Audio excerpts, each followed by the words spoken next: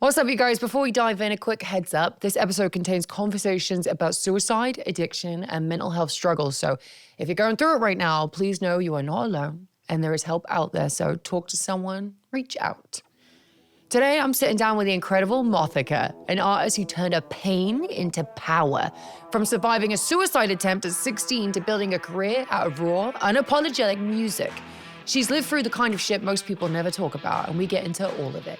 Darkness, healing, shame, humor, even eating bugs, baby. So buckle up. This is Rulebreakers with Saraya.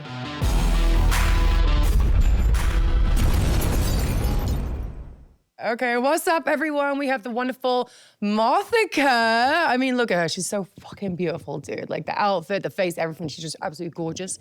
So let's just start with the name. Mothica. Oh, yes. Yeah. Okay, tell us about it. How did you get that? Because that's obviously not your government name, right? No, it's not my government name, which people are actually really surprised by. I feel like you'd be a Mothica. I'm like, that's a great name. Or they think my name is Monica and I have like a lisp or something. But no, the name is crazy because I started going by Mothica before I did music. And yeah, I was like, MySpace, Tumblr handle. Oh, MySpace, yes. Okay. But I was genuinely really into moths. Yeah. And I guess since like we might talk about addiction and drugs and stuff, I can share this story. But the name came when I was like in middle school experimenting with like cough syrup. What? Yeah. And it's really terrible. And like, people just like, I'm from Oklahoma and like you'd want to like get fucked up and like you don't have anything, so people take cough syrup. I would do hairspray, dude. Oh when my I was God. a kid, so I was like, yeah. I need my brain cells. That was not fun. The few I have. But yeah, you would like, was just hallucinating in my backyard. Like had some friends over and I saw this moth like ramming itself into a lamp, and it was like really poetic to me at the time. Yeah. It was like they're like attracted to the one thing that can kill them and they're like nocturnal. And I was just like, that's me. I'm a moth. Yeah, so I'm just like, I'm a moth, guys. Don't talk to me. And my friend, she like jokingly called me Mothica and her Gothica. And so then I just started going by Mothica. Yeah. And when I started making music, I tried a bunch of other names, like my name without vowels, like Mackenzie, so MCKZ. Thank God.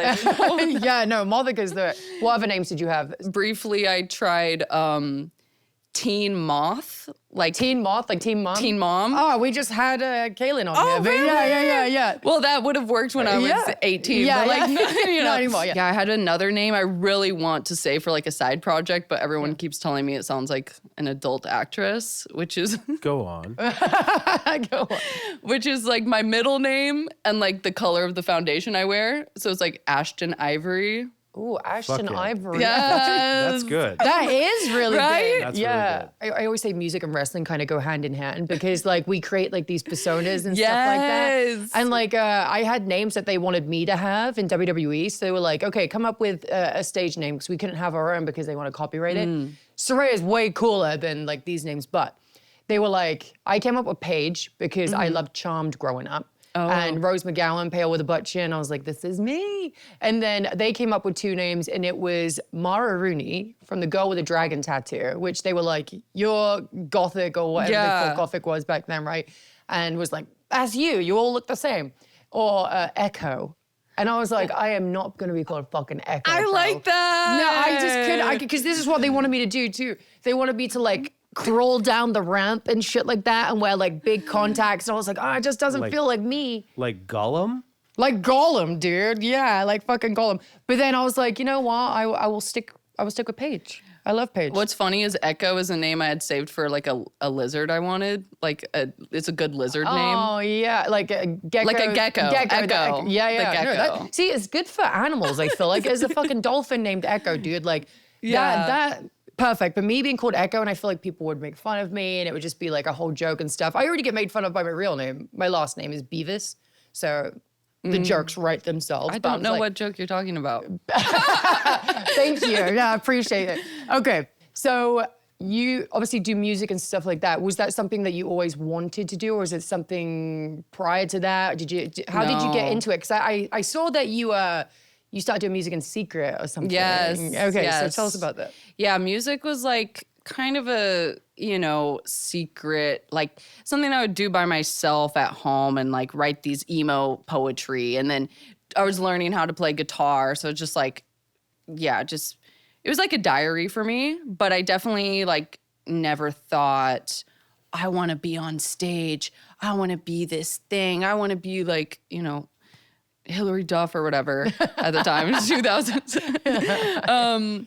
I really loved art, so visual art. And I always wanted to work in I briefly thought about working at a record label for other musicians and doing their visuals. Yeah. So when I moved to New York at 18 and I was trying to like get internships doing that. And then my songs, like I would play them and I started learning how to produce. And one song kind of did well on SoundCloud at the time, which was like, Yeah, I heard that you popped off on SoundCloud. And that's kind of how you got your... And I was like, okay, maybe I can do this. And so now Mothica has been like an outlet for me to do all the like creative stuff I want to do. It's like, because obviously, it's not just music. It's the videos, the art, the merch. Dude. It's so much more. Yeah. Talking about obviously videos, because Brent is one of the producers on here, and he knows you, and he suggested you, and he was like, she's amazing. And then I did my research on you, and you are amazing. You're just absolutely incredible. I love your story. But we were talking just before about how you actually know Brent, and it's really interesting. Joey and that wasn't here, and you weren't there, but it's actually an interesting story. And I know we can't name names, you guys, but please tell everybody how you know Brent. It's like the craziest story I've had since I've lived in LA that I've never shared, because one, like, it just so many layers to this story. But long story short, I moved to LA 2019. I started going into like recovery groups and stuff like that. And I started seeing someone that I would drive to these recovery groups. And he drove a motorcycle and I would pick him up, take him to a meeting, whatever. One day I didn't get a call from him. And I'm like, hey, where are you? Where are you? I find out that he was in a fatal motorcycle accident. Oh my God. I know. This is like, I didn't know this part of the story. No, it's a really sad story, but then it turns into this whole other monster. So it starts out with this horrible tragedy.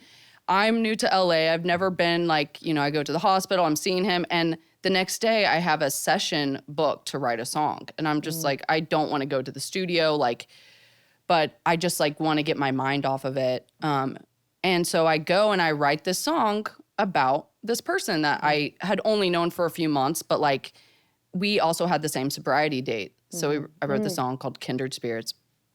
Terrible song.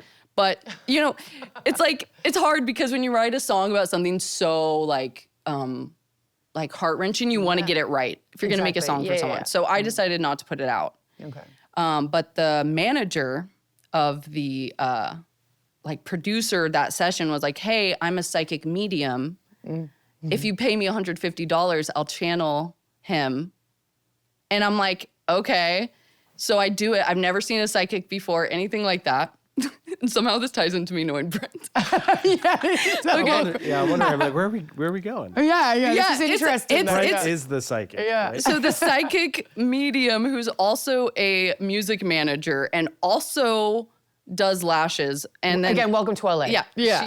She like smokes weed and channels spirits. That's her whole thing. Of course she Whatever. does, yeah. So we do that, and like everything she says is pretty inaccurate, except for like, it'd be like, I feel like he was alone on an open road. I was like, no, it was like Hollywood Boulevard. Yeah. It's like, but still, it was really like I was such in a vulnerable place. Yeah. And then, a year goes by, and that psychic medium is like managing this America's Next Top Model contestant, turned musician. I'm reading an interview and it's announcing my new song, Kindred Spirits.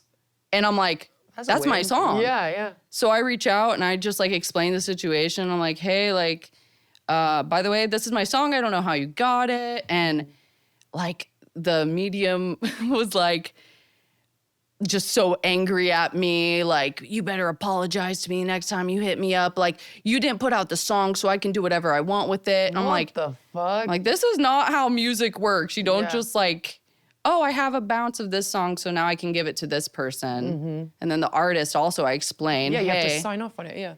like, I don't want the song to come out. It's about something special to me. Exactly, yeah. And yeah, she just was like, I actually bought it, so I will be releasing it. And I'm like, you bought it? Yeah. I didn't get paid. From there, bitch. Yeah. So it turns into this whole like fiasco. I have a lawyer involved, and I'm just Oh my like, God. yeah, she got very angry that I wouldn't let her have my song. So then she made a diss track about me. And in the music video, It's just insane. and this is all like during like COVID 2020. So like I'm Yeah. just like at home, like at my Yeah. parents' house, just like what? And so the music video to the diss track she makes about me, she's like eating moths in it. And like she has like a fake funeral card for me, and it's like in memory Yeah. of my initials and stuff. And I was just Damn, like, wow. so cool. But then her other music videos were shot very well, and that's Brent shot them. Yeah, see? The moral of the story is Bren Is a great talent. Yeah. cinematographer. He's a talent. Yeah, he really is. He's really, really great. And he spoke so highly of you. And so to all of us, like he's really amazing. So I'm really happy that you can Yeah. be here. I hate that you had to deal with it. And I know that she didn't eventually put the song out.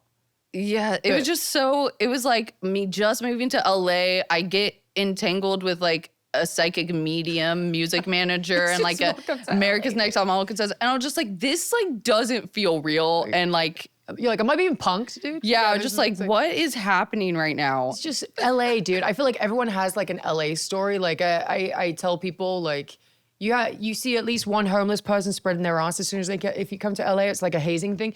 I remember I moved here and it was end of 2018. So it's just like right before yeah. you got there, right? And me and my ex were going to watch a movie. And then when we came out, we came to like the traffic light and a homeless guy was like bent over spreading his asshole, like talking like Ace Ventura. And I was like, what the fuck? And he was just like, this is LA, you know? And I'm like, what? And so like, it's not just me. This happens a lot, dude. Like there's an epidemic of homeless people like Yeah. opening. I've gotten mistaken for a homeless person a few times. No, you didn't. Yes, I have. Yeah. Well, you know what's special about homeless people in LA is that you'd never know if they're homeless or not because they're all very stylish. Yes. And they're fucking like stylish. honestly, the Yeah. amount of like, clothing that's like distressed on purpose. It's like and they're in Balenciaga Yeah. the whole time. It's like you started talking about like sobriety and all that kind of fun stuff. Because I feel like me and you kind of bond in that way. And it's a weird thing to bond over, I know. But like I've dealt with being sober now for the last 6 years. And That's awesome. You know, and then you also do like advocacy for sobriety, yes, but also suicide and all that kind of stuff. So I don't know if that's something you're comfortable to talk Yeah, about. for sure. But I went through it as well. Like I tried to kill myself at one point because all these tapes got leaked of me and like it Oh was a my whole fucking thing, God. dude. Yeah, it was awful. But I like to talk about your experience and then we can talk about my experience. But Yeah. yeah, so how did you get, and it was 15, right? Yeah. And then you did a song, Forever 15. Yes. Right, that you talked about it. Yeah, so tell us about it if you Okay. don't mind. I know it's pretty Yeah. cool. But. So probably right around the time I started going by Mothica. So take me back to that era when I was just this like, I was 15. I had been starting to like, I'd been starting to drink and try drugs and stuff, but it all came because, you know, I had this really negative experience with the church. Like I never fit in. I went to church. I was like, We're from Oklahoma, right? That's what Yeah. you just said. So you definitely stand out from anyone Yeah. that was in Oklahoma. Yeah. and I had like this awful youth pastor that like took advantage of me when I was young. And so I really felt like at 15, I was already damaged goods to the world. Oh. I was depressed. I was like, you know, self-harming. And I just like really didn't feel like I wanted to be alive anymore. And so this one night I went out with my friends and like I ended up trying to take my own life that night. And I woke up in the hospital and I left a voicemail on my friend's phone like, I just don't want to be around anymore. Like I hate my life. And I was also on antidepressants at that time. And I was just trying everything I could to like get out of myself. Sure. And that's probably when music started even like clicking more, is because, you know, I broke my right femur, snapped in half. Oh, Jesus Christ. Yeah. Like lost half of my face basically. Oh my God. Yeah. Well, This you look eyebrow. great. Thanks. yeah. Yeah. And then recovering from that was, I was pretty good for a little bit after that with like, you know, being in recovery, but like I wasn't going out partying. But then I know I moved to New York at 18 and like all the depression and all those like feelings came back. And also like at that time in Oklahoma, I didn't want anyone to know that it was a suicide attempt because the one person I confided to that was what happened, they said like, you're selfish, so you just wanted attention, blah, blah, blah. Oh my God. Like it was and it was just like, all of a sudden I was like, okay, I shouldn't share what I'm feeling, you know? And like living with that was really hard until I started making music. And then the more honest I was, it was like the more connected. And I was like, oh, so I am allowed to say this. Yeah. And so that's been crazy. You've been helping a lot of people with it, though. I mean, like being an advocate for that too, like, and talking about it, because a lot of people, there is like this this selfish stigma around it, right? Because you know, I try to do it on FaceTime to my mom, and I feel like I completely fucked her up from that moment. Yeah, it was bad. I took a bunch of pills, and then I ended up spitting it out, whatever. But it was like just getting to that point. People don't realize how much it takes to get to that point, and it's actually quite. I don't want to make it a positive, but it's like that person is brave to get to that point, because it's just you have to be brave to like want to take your own life. But people don't realize that it's not just your problems will be gone, right?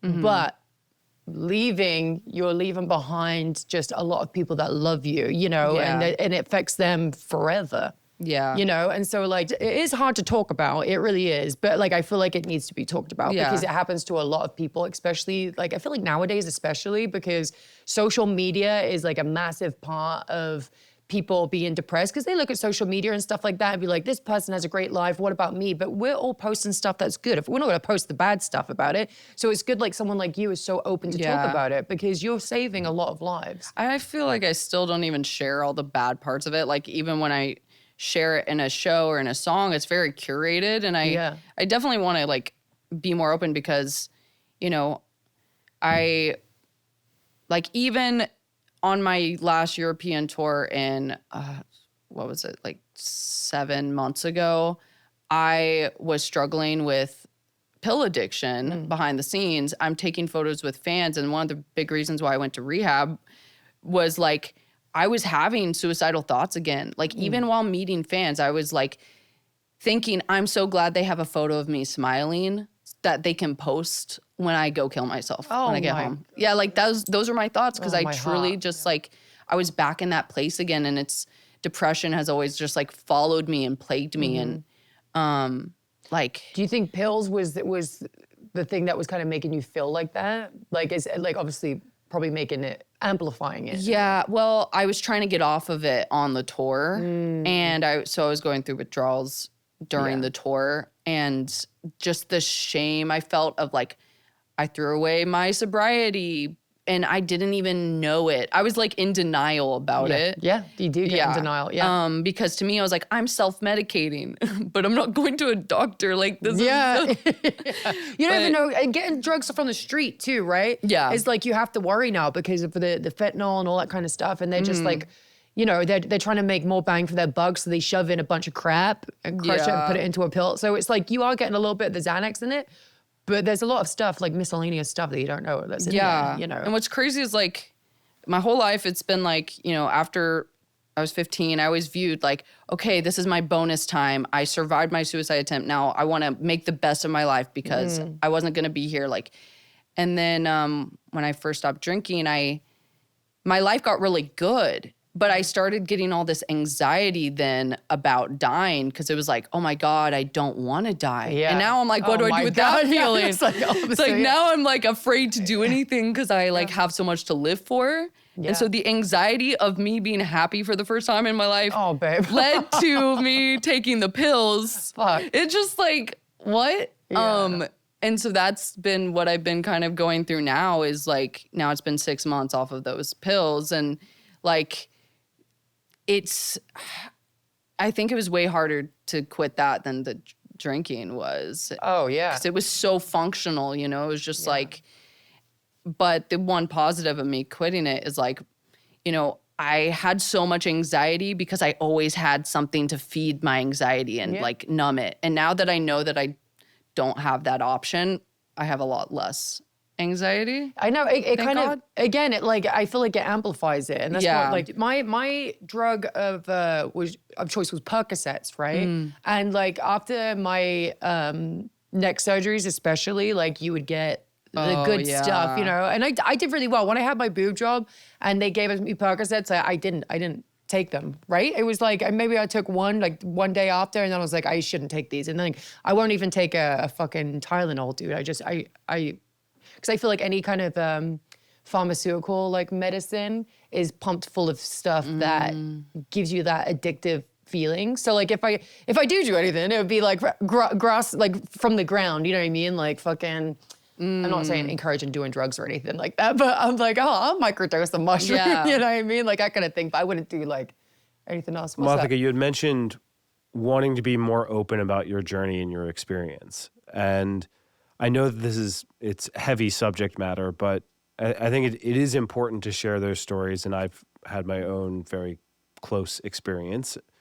But I think you look to, when I think about musicians, especially who are sharing their stories, I think Macklemore has done a phenomenal job of speaking to his experience, his struggles, and then in a similar situation, being with fans and being with people who look up to them in those moments, but then knowing that, hey, this fan is celebrating me for being sober, but they don't know that I've just relapsed. Yeah. What pressure do you feel in that moment, and how do you navigate that? When I did this European tour, which was like, I'd just been in an ambulance, thought I was like having a seizure from Xanax withdrawal the day before I left. And I do the tour because the guy in the ambulance was like,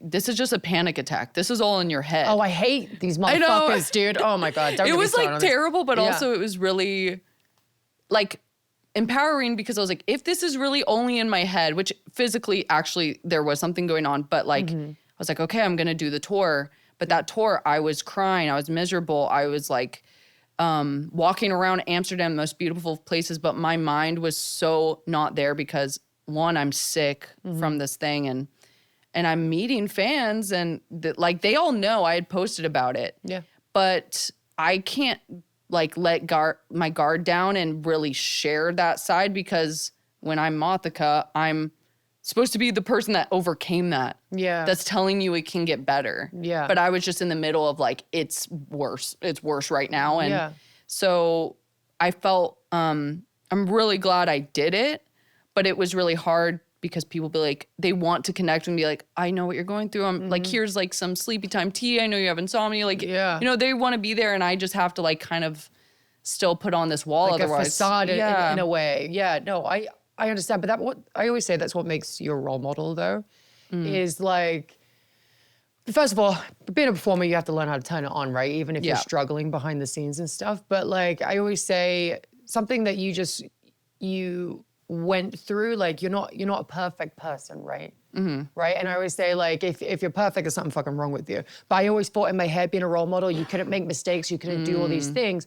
But like sharing your journey like the way you are is like, it makes you such a fucking powerful person and and using your platform to do so as well is amazing. And then being so open and honest right now, like, and being like, yeah, like I was going through a shit ton and I had to put up a wall for people, you know, it's just like, you're just talking to a lot of people, dude. It gives me chills because I just like, I know I don't know you too well, right? Yeah. I met you today, but like, I feel so proud of you and like your journey, dude, because it wasn't too long. You just got out of rehab, and you had to cancel this tour.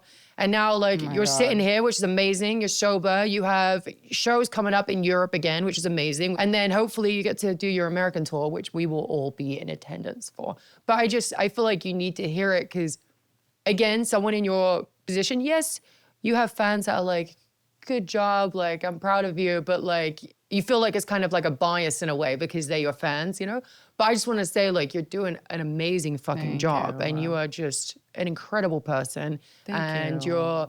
You're powerful, you're fucking strong. And I just like... Give me my affirmation. You're inspiring, yes. No, I just want to say these things to you because I feel like we don't get told that kind of stuff enough. But yeah, but you're good now. You're like... sober. How long have you been sober now? From 6 months. 6 months. Yeah. You love that. Hell yeah, brother. Yeah. And then alcohol. How long have you been sober from alcohol? Alcohol, 6 years. 6? Yeah. See, I've been 6 years too. Give a little high five to that. Yeah, hell yeah. On St. Patrick's Day. St. Patrick's Day? Yeah. Oh, okay. What made you stop wanting to drink alcohol? Because like alcohol is one of those drugs where it's so encouraged. So you're like, oh, you don't want me to do cocaine, but you're like, why don't you have a drink in your hand? Yeah. You're just like, why do also, you don't meet a lot of British people that get sober, so. Oh, I know. Good for you. Yeah, you've been over Europe. So I tell people all the time, if you go there, like, it was hard. It was actually quite hard for me going over I was performing at Wembley Stadium August last year. And I was saying to Raquel, because she was over there with me, and I was like, it's actually quite hard because the culture over there is you do pub crawls, you go to the pub, or you're like, hey, you want to meet up for a pint or whatever, It's so normalized, right? And I come from a family of alcoholics too, but that's just normalized. You don't look at each other as alcoholics. You look at each other just British. You know? And so it was like, even after 6 years, you have moments, and it's okay to have these moments, just try not to act on them. But I was just like, oh my God, like, I would love to take you guys on a pub crawl and but instead I just opted out and drank a 0% beer instead, or like a mocktail or whatever, and it really does help. Sometimes I'll say, oh, I miss drinking. And I remember this one time we went to Jumbo's. Have you been to Jumbo's? No, I haven't. I need to take you to Jumbo's. I need to take you. It's so much fun. But we went there, and I don't think Raquel even realized. Remember, I was going to the bar, and you were like, what are you doing? Because I kept saying I miss drinking the whole night. I was like, I miss drinking. And I was like, all right, I'm going to go get a drink, right? And so I go to the bar, and Raquel's like, follow me right behind. She was like, what are you doing? What drink are you getting? What's going on? It's good to have friends like that. I always say with addictions and stuff like that is the most important thing is community. Yeah. Like, I don't know if that's something you get told when you were in rehab or like therapy or whatever, but that is the most important thing to help you overcome addiction, right? And so I had... so Joey and Raquel has been around me for like 13 years or whatever, and they've seen me go from my very lowest and the very worst up until like the very best, right? But they've always stuck around because they're a good community. But I've had friends that are kind of just like, fuck this bitch. Or I'm not doing drugs and drinking anymore, so they don't want anything to do with me, right? Have you experienced that with people, or like, I mean, do you have a good community around you that's kind of helping you and guiding you? Yeah, especially, it's funny, like, I moved to LA when I had a few months sober. So like a lot of people here haven't seen me drunk, which is crazy. Yeah. Other than the times I would visit LA, and like some of those visits are the reason why I wanted to get sober, was like the humiliation I put myself through. Preach, man. Yeah. Because like I definitely like romanticized being an alcoholic from a young age. Addiction was in my family. And so I was like just drinking whiskey alone at my piano at like 16, I'm like fucking Elliott Smith or something. And then like, and then I couldn't stop drinking, and like the alcoholism in my family ran to me. And I just, it started becoming a part of like my personality, was like that I'm an alcoholic. I'm the crazy one. I always have a flask. Music, I bring alcohol to sessions. I'm an artist, that's not I get you. And then I started like, I would go to bars by myself all the time because I didn't want people I knew to see the way I actually want to drink. Yeah. And then I just like, it's so funny, all these people I hung out with probably like every night, I could not tell you their names like at all. It's like, isn't that crazy? Yeah. It's like a regular at this bar. I'd always leave my debit card there every time I open my wallet. I'm like, oh, gotta go to the Abbey, which is closed down now, but it was in New York. Yeah. But I was just like an alcoholic. I was like pissing myself. I was just like, you were pissing yourself? Yes, Oh, I was a piss drunk. Yeah. Piss drunk. But also being someone who's depressed, like, you know, when you drink, you get even more emotional. So I would get even more like some nights I just end up crying and I'm like the worst person to have at a party. She's like talking me off a ledge. Yeah, yeah. I wanted to move to LA and like I would come visit and like, you know, the bars close early here. People are pretty healthy. Like you have to drive. And I was just like, everywhere. Yeah. I was like, I don't think I can drink if I move here. So I started like getting sober in New York and then moved here. And so it's so awesome that no one has seen me because I would also like trauma dump. So I'd be at the party crying and I'd be like, I went to church and like everything I'm saying, like I tried to go out to bars like immediately after I stopped drinking. One thing that helped me is I started shooting film, like bring a film camera or disposable cameras. So then I still was like, had something to do. Yeah. You have to keep busy. Your hands busy. That's why I always hold like a 0% like beer like that, you know, because it's the habitual side of things where, you know. Yeah. But you being a drunk and you being the piss yourself drunk and the trauma dumping drunk. Yeah. I was the I'm going to swing on you drunk. Oh, you get into fights? Oh, yeah, they're not in. Because there was, I was so bad. Yeah, I come from a family that is like, when they drink, they all get quite violent, you know? And so I was one of those, right? I can go out now and like, I'm not going to pick a fight with anybody. That's not what I would do. And even when I was drunk, I wasn't picking the fights, but I would be like trying to fucking finish them, right?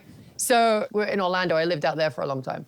And we went to a bar and I was at the bar trying to get a drink and this girl like flicked her hair in my face, right? And I was already like, what the fuck, you know? And then she was just like, her boyfriend's like, I'm so sorry. So you already know she's been a pain in the ass tonight because her boyfriend's like apologizing for it. Then she was like, don't fucking apologize for me like that. And I was just like, so you meant to do that on fucking purpose, right? So I like grabbed my beer and I just like swig it a little bit. And then she turns to me and I just spat it in her face and I was like, ah. And then Joey grabs me like this. So I'm like this and he's like dragging me out the bar. I was like, I'm gonna fucking kill you. Like, oh my God, I was a nightmare. Like, was this before or after your career? This was during. Oh.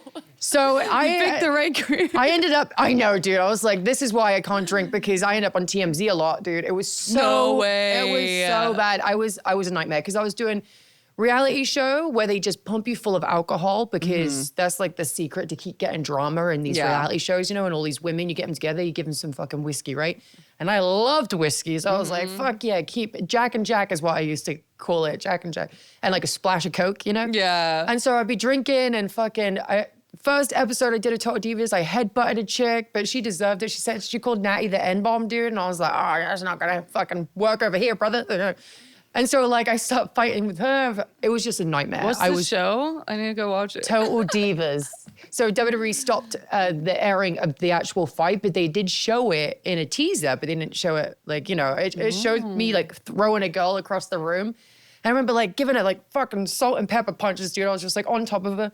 Yeah. And then her boyfriend comes running in trying to get me. And then Annie, this producer, she's a larger woman.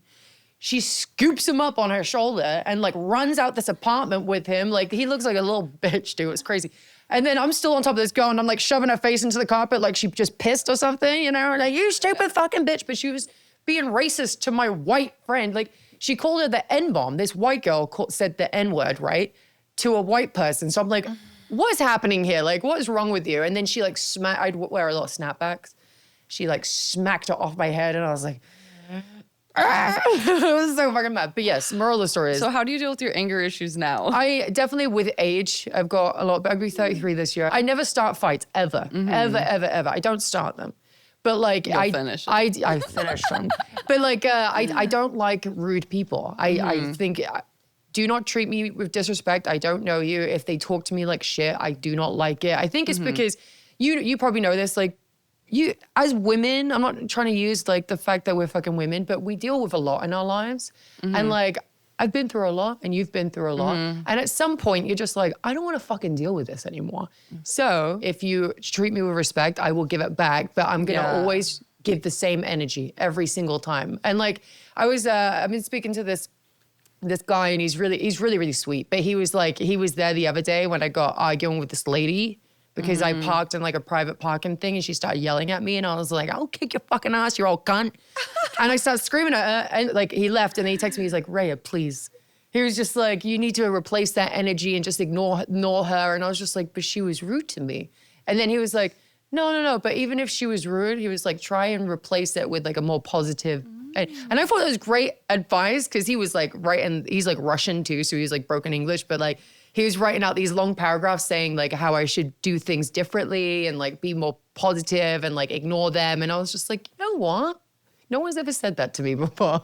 No one's ever said like, hey, don't do that. And you know, like I usually just, like, you know, you're like child lock. You say child lock to me. Like, well, on one hand, it's good that you get it all out when you feel it. For me, like I hate confrontation. So it's like, I will just like bottle up and like think of my insults weeks later. That's Raquel. Yeah. So what do you do to deal with it then? Like, so if I should be more like you.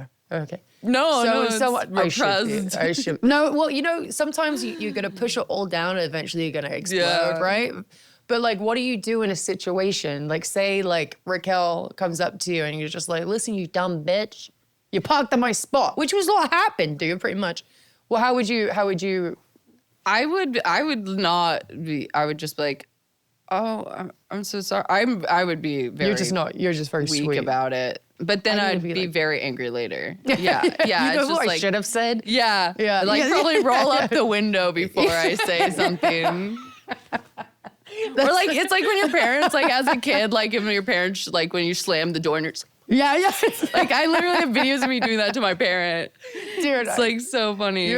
Dude, I need to be more like you. I need to learn from you. I like, everyone watching, you need to be more like her and not like me. Because I wish I had the patience to do that kind of stuff, but I just have such a short fuse when it comes to just bad people. So I'm like, you need what's coming to you right now, and it's gonna be me, brother. You know. But yeah, I wish. What were you gonna say, Adam? Well, I was gonna say you touched on this earlier, and I think it's like segueing some of the energy into the creative process.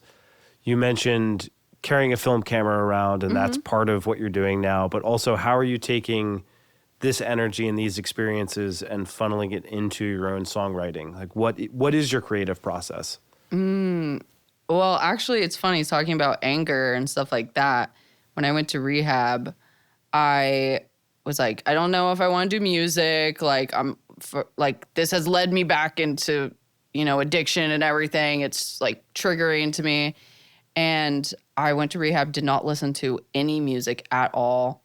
But I was thinking, like, what am I going to do next? And it was like kind of like trying to strip everything back. Like, what are the songs I like to play live? And I was like, I like the more angry songs and the more energetic, like rock songs. And so I was like, actually, I started when I left, I was like, I'm going to make a rock album and just go there. And like, there's a lot of anger I have that I've been repressing from the people in the parking lot or whatever. But I was like, I'll help you with it. Get that out. And like, also, I'm sure you know, it's like when you get sober, all these like old things come up from like your childhood and you're like, oh yeah. That I've been like numbing. And like when I was, you know, taking pills for 3 years or whatever, just like numbing myself. And I'm like, oh, why am I doing this? Let's get to the source of that. Now I'm fucking pissed about that I still have that and everything that happened and I never processed any of it. Yeah. So you like channel it into your music now. Yeah, once you stop doing those things, you just remember stuff that you completely forgot. And like, you know, like subconsciously you're probably doing that to like suppress everything, which is the craziest thing. And then you're like, okay, now I have to fix that, right? So do you do therapy or anything like that? Is that something you would recommend to people? Yes, I recently stopped therapy though, so oopsies. It was like really expensive and I just fuckers be cheaper. Okay. Yeah, not ready. Therapy was helpful, although it was more like shining a mirror on me, like being like, you know, her giving me suggestions and me just repeatedly coming with the same issues over and over again. And I was like, ooh, this is on me now. I don't want to look in the mirror anymore. Take the mirror away. And just like having people you can, talk to about it. Like I definitely have a huge resource of other sober people and other like recovering addicts. And like, I really feel like those are the only people that understand the emotions you go through with it. What brings you joy now? Like, what's the things that you wake up every day and you're like, I'm so fucking grateful for this? Or like, or maybe it's just fucking looking at pictures of bugs, like, because I know you like bugs and shit like that. You know what I mean? So is there something that brings you joy that helps you stay more optimistic? Yeah. I'm still trying to figure that out. And definitely like animals bring me joy. I've been like, it's funny, I mentioned the lizard earlier, but I've been wanting to get into reptiles. Yeah. But I think even just me researching reptiles and watching videos of them like will excite me. But in rehab, I learned this thing called anhedonia, which is like, you get a lack of dopamine from everything. And so when I was in rehab, they're telling me like, find what makes you happy. And I'm like, I don't know what makes me happy. Music made me happy, but then it like became my career and now I don't want to do it. And like all those things, I was like, I need to find that thing again. And when I was in rehab, they had a improv group that would come in. And that was like the thing that excited me because I was like, oh, cool. I was doing these like improv comedy things. And then I tried to do that when I got out of rehab, improv class. And it was different. It was different. I couldn't do it. It was like I was really good at improv in rehab with a bunch of other drug addicts. Yeah. You know, it's like, so it's be like, the funny one, you know? Yeah. But when you're with actual comedians and actors who take this very seriously, and it was at UCB too, so it was like legit. Yeah. I was like, oh no, this is hard. And I told them I was sober and like this girl was like, is it okay that we're drinking like imaginary beers in our scenes? No, I find it very hard. Thank you. Stop drinking those. And just like, that was so humiliating because I was just like, I'm God. not triggered by you pretending to drink. Like, it's like weirdly sweet, but at the same time, you're like, do you think I'm an idiot? Like, it was sweet, but it was just like, I was like, I've embarrassed myself. The fact that I even told people, I was like, I don't want to go back. And you had to do a show at the end of it and everything. So I was like, no. So improv was not it. But it's funny, I've been having an idea for a little series I want to do, which was kind of like, the theme is like things to do instead of killing yourself. And like me trying. That's genius, actually. Like the name of that is fucking genius. But like doing different hobbies of like, you know, I don't know, maybe I'd like knitting a beanie. Maybe I want to get into like, dude, 3D printing. That's a genius fucking idea. Thank you. That is really fucking smart. I've been talking to Brent about it. I've been talking to Brent about it. That is an amazing idea. No, seriously, that's amazing. Because then you kind of put in like a funny twist to it, obviously, to something that's really dark. But like, it will help people too. You're like, listen, like, I'll help you find a fucking hobby instead of trying to like top yourself. Yeah. You know, it's genius. It's really genius. And it all stemmed from that like thing of like, I was like, everyone's like, find what makes you happy. I'm like, I don't know what that is. I need to find that now. And like, also just, I just think it'd be so fun I have a friend that's like a balloon artist. He comes like, I don't know. See, these are like, random things. Just like the simple life, but for Mothica, you know, it's like. The only issue is I don't think I can call it things to do instead of killing yourself. I think you could. No? Yeah. Things to, because I think you could. I think as long as you're spinning it so there's humor in it. Yes. I think people will appreciate that. And, you know, I think to your point before about wanting to be more open about it. And first off, I commend you for going through improv because that shit is hard. It is hard. Like, fuck that. I would never get involved I've been with to that kind of rehab. I've been to improv. Seriously.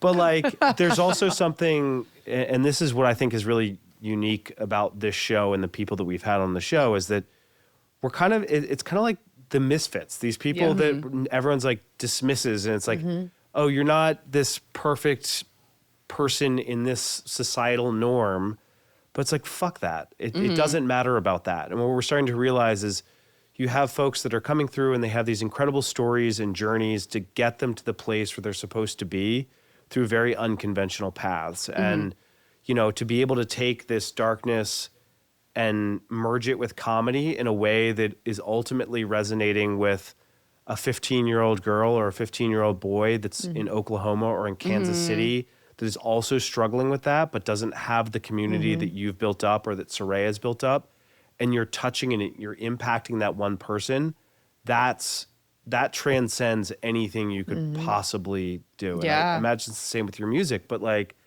I think leaning into that and finding that just becomes a really powerful aspect of the journey that you're on. Totally, yeah. And I think it's like, even with like the music is so heart-wrenching and stuff like that, just like those stories.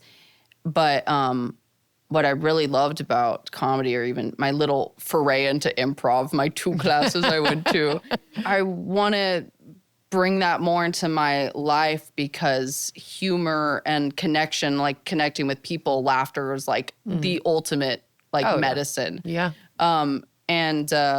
But so funny when I did improv, like the thing that I was like, I just don't like physical humor. Like, I don't want to like pretend to slip on a banana peel or have to and the first thing you do is you have to go around the class and introduce yourself and do like a hand motion, like, I'm musical Mackenzie. Oh my I'm God. Raptor Rat. It's like that. God, and it was like the cringe I felt. But also when you get out of your head is when I think that's, when you're in a flow state, whatever that is the best place you can be. Oh, 100%. Yeah. So we go into segments though. You like bugs or moths, right? And Raquel is wonderful and she likes to write out some questions, but I don't know the answers to them. So basically, like, if you get it right, I have to eat bugs or maraschino cherries because I fucking hate those. And then if you get it wrong, you have to eat the bugs. Oh, I know you like maraschino cherries, so you're not going to eat those. We also have really spicy wings too, but are you a vegan? No. Okay, we have super spicy wings, so we can decide which ones you want to eat. But Heather, can you bring in the tools? So we are doing it. This is a hybrid version of bug cherry trivia? Yes. Yeah, name of the game is it's trivia. If you get it right, you don't have to eat. If you get it wrong, you do have to eat. Question 1. Which species evolved first, moths or butterflies? Moths. That's correct. Yes. Am I doing the cherry first? I hate cherry so much. This is like bad for me. I hate it so much. Oh, the syrupy cherry.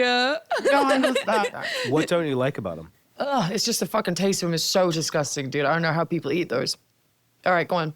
The energy in this room is terrifying. Question 2. What is the largest moth species in the world? Atlas moth. I didn't even have to read the multiple choice questions or answers. I got it on lock with the moth question. The options were Hercules moth, I haven't tried B, the cicadas Atlas yet. moth, C, the Luna moth, or D, the comet moth. And the correct answer is B, the Atlas moth. Eat another cherry. What is it called when like you enjoy inflicting pain on others? Oh, I'm a fucking... Not a masochist, a sadist? yeah, I'm sadistic as fuck. Sadistic. There's just too much juice in here. We need to get you a little cherry grabber. I don't like them at all. It's so disgusting. I don't like the taste. I don't like it's just, yeah, go. Next question. Which moth is famous for having a skull-shaped pattern on its back and appeared in the movie The Silence of the Lambs? Death's head skull moth. Can Hawk I please moth. eat a spicy fucking wing? You can do a spicy wing. Good luck with that. I'd rather That's fucking better? cherry. Yeah. You know what? Don't know. Why Why are you putting gloves on? For the wings. I didn't have gloves on. Oh, I'm sorry, but you're not part of the fucking game. So shut up. Well, I demoed it. Shut up, Adam. Okay.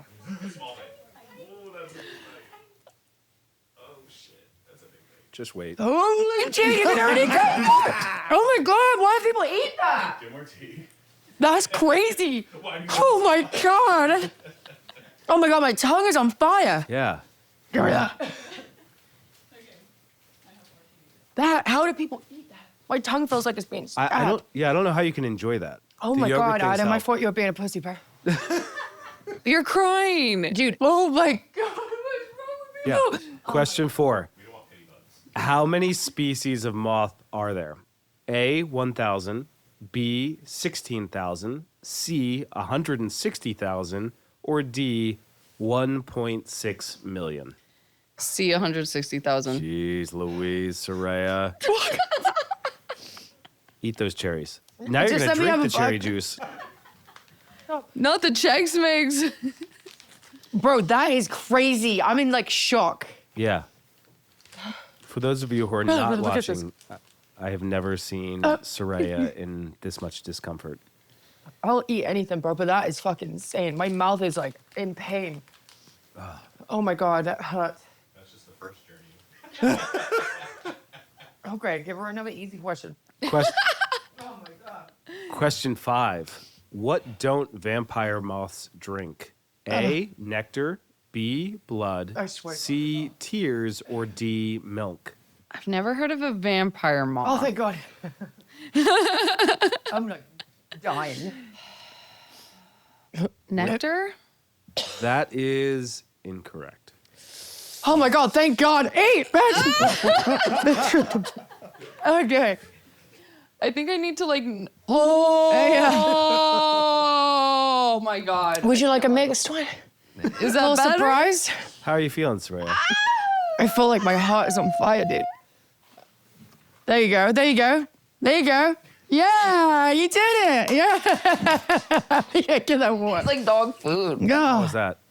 I feel like awful for me, but like really mild for all of you. Oh. Awful for me, but compared to the suffering in the room. What is the loudest insect in the world? A, cicada, B, a cricket, C, a beetle, or D, a moth?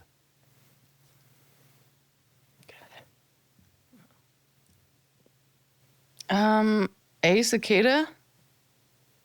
That's correct. You need to eat the cicada. I was looking at Ricardo. You're like, I'm yum, killing yum, you. Multiple choice, Ricardo. So Mothica got it correct, and Saraya is choosing to eat it. I'm eating the fucking bug. Oh my God. Welcome to Rulebreakers, Mothica. Dude, every fucking episode, I'm getting punished. Yeah. I'm getting my ass beat, dude. You picked these segments. I don't think everyone's this fucking smart, dude. I swear to God. Like, Are these for humans or are they for. These are big. These are big. Give that ASMR. Question 7. How many legs does a typical insect have? A, 4, This better be a hard question. B, 6, C, 8, D, 10. 6. Fuck. Get over here, Adam. You have to take one for Yeah. me. That's easy. Yeah, I know. Raquel's just really fucking trying her hardest over there. Come on, Adam. You know what? Eat a wing, bitch. I'm not eating another wing. Those things? Yeah, yeah. Huge. I know. Eat that fucking thing and look directly into the camera and you fucking like it. He's decided to do this. He's a glutton for punishment too. Can you imagine the diarrhea that you have after eating all of that? Dude, your ass stings. Cause I did the hot ones and like what I shit and oh my God, it's the most painful experience, dude. It's like you have to relive it, but out of a different hole. Oh my God. Question 8. What insect has been around since before the dinosaurs? A dragonfly, B, a ladybug, C, a mantis, or D, a mosquito? D, a mosquito. That is incorrect. What was the answer? A dragonfly. Wow, I thought mosquito too because of Jurassic Park. Part, Yeah. Which, let's bring it back to Brent. There you go. Yeah. I was just thinking of the mosquitoes and the amber. Yes. Jurassic Park is Brent's favorite movie, just for the record. So if you ever really want to get him hot and bothered, talk about Jurassic She's like, Park. I don't care right now. Anyone hot and bothered? Question 9. What part of a butterfly's body tastes the food? A, the mouth, B, the antenna, C, the feet, or D, the wings? I I know they have like a tongue. So, but for some reason I want to say feet. Oh, that's correct. I need a break. I'm just gonna eat these. Why are you doing this to her? Why are you doing this to yourself? Yeah. I think it's a silkworm. Oh no, those become moths. Oh no, your people. I'm so sorry. How long can a cockroach live without its head? Oh my God. A, 10 That's a minutes. good question. B, 1 hour. C, 1 day. Or D, 1 week. One day. That is incorrect. What is it? This is fucked up. They can live for 1 week. Oh without my their God. head. There you go, Sunday. Like I'm eating my people. They die of thirst, not the injury. Wow. No head. That's why cockroaches are indestructible, dude. No head equals no drinking water. Interesting. That's interesting. We're learning on this podcast. Yeah. We are learning. I'm so sorry. That was probably the worst things I've eaten since we started this thing. Yeah. But we're very happy that you came on the show. You did amazing, everybody. Yeah. So I like how you end with this. So just like in case you ever want to come back. Yeah. Yeah, exactly. Don't. But thank you so much for being here, Mothica, and tell everybody where they can find you. Instagram, Mothica, streaming platforms, Mothica. And yeah, I'm going to be playing some shows in London and Germany in June. So Download Fest, a headline show in London at the O2 Academy, Islington. Hell yeah. And Yeah. then, Hurricane Fest in Germany. Yes. Hell yeah. All right, you guys, make sure you tune into that and stay tuned for any American dates too, if you're over here in the US. That was Mothica. She's a fucking badass, isn't she? Gosh, she's raw, she's real, and it's just a reminder that survival itself is a rebellious act. What a woman, all right? If anything we talked about today, though, hit close to home, please don't stay silent. Reach out, talk to someone. You absolutely deserve the support. I'm here for you. Come here, come to mama. Anyway, thanks for listening to Rulebreakers with Saraya. And yeah, I'm Saraya. My lips are still burning from those fucking wings. I'll see you next time.